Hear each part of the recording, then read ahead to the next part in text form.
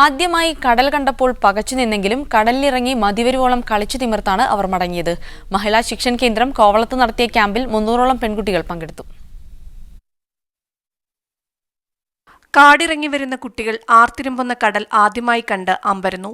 ഒന്ന് പകച്ചു നിന്നെങ്കിലും പതുക്കെ കടലിലിറങ്ങി. പിന്നെ തീരത്തെ മണലിൽ സ്വന്തം പേരുകൾ എഴുതി. തിരകൾ അതെല്ലാം മായ്ച്ചു. കടൽ വെള്ളത്തിൽ തുള്ളിക്കളിച്ചു. ഇരുട്ടും വരെ അവർ കടലമ്മയുടെ സ്വന്തം മക്കളായി.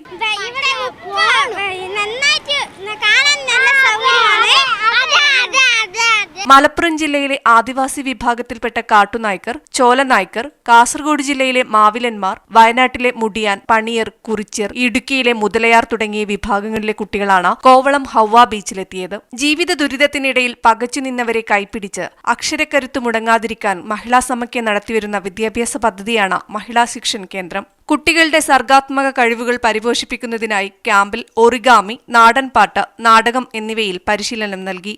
പക്ഷിക്കൂട്ടം എന്ന പേരിൽ മഹിളാ ശിക്ഷൺ നടത്തിയ 3 ദിവസത്തെ ക്യാമ്പിൽ 6 ജില്ലകളിൽ നിന്നായി 18 വയസ്സുവരെ പ്രായമുള്ള 300ഓളം പെൺകുട്ടികളാണ് പങ്കെടുത്തത്. മീഡിയ 1